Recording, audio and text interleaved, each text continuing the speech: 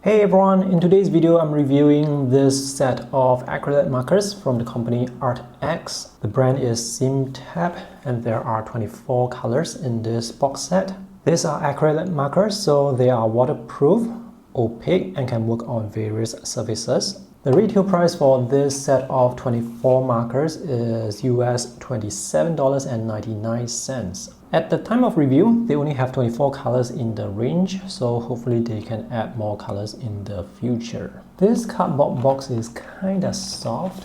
There is this elastic band to hold down the cover. And the elastic band can be used this way to hold the cover to prop up the box. And these are the 24 colors. So let's have a look at this one here. Just like most paint markers, you have to shake the markers first to get the ink flowing.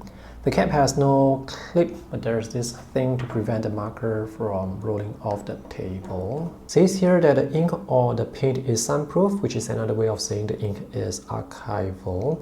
But there's no mention of the pigment that's used to create the color, so I don't know what's that pigment and whether it's really archival. One big difference between this versus other paint markers is instead of pushing the pen tip in to get the ink out, you can push the back here to push the ink out. So just push a few times and you can see the ink start flowing to the tip.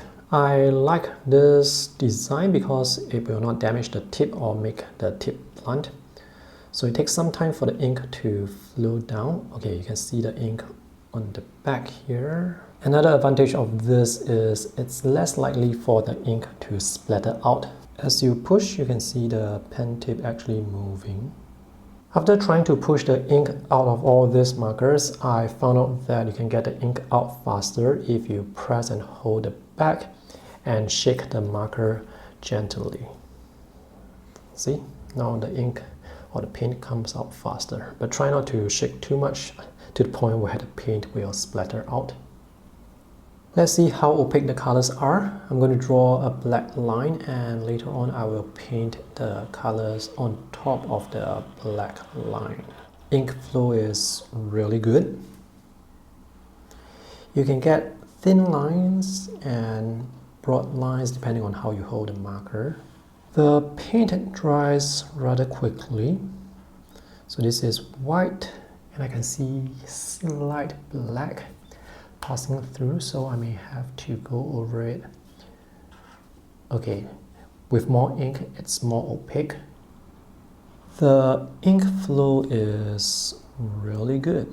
So these are the 24 colors and they dry without any gloss except for these two colors. This looks like silver and the other one looks like gold. First impression, the colors look quite opaque but not 100% opaque for certain colors. So if you need 100% opacity or covering strength, you may have to go over certain colors at least 2 times. These are acrylic markers or paint markers, so they are very different compared to alcohol markers, which are supposed to be transparent.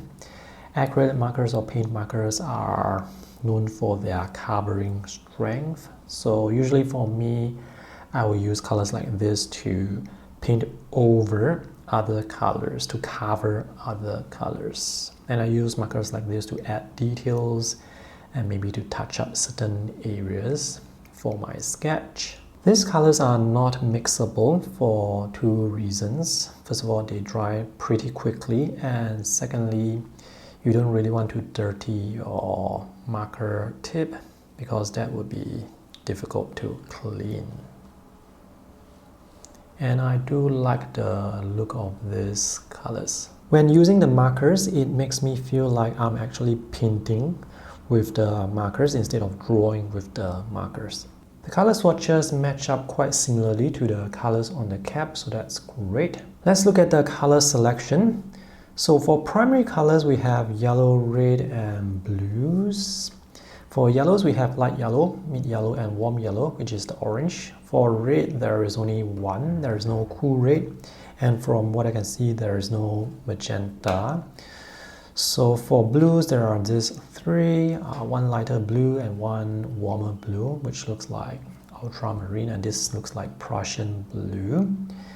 And we have the secondary colors like the greens, the violets, purples, the brown, and the silver gold, and another green here. At the time of making this video, the company does not sell loose markers yet. So if you run out of certain colors, if you use up a marker, you will have to replace that marker with another marker from some other company or brand.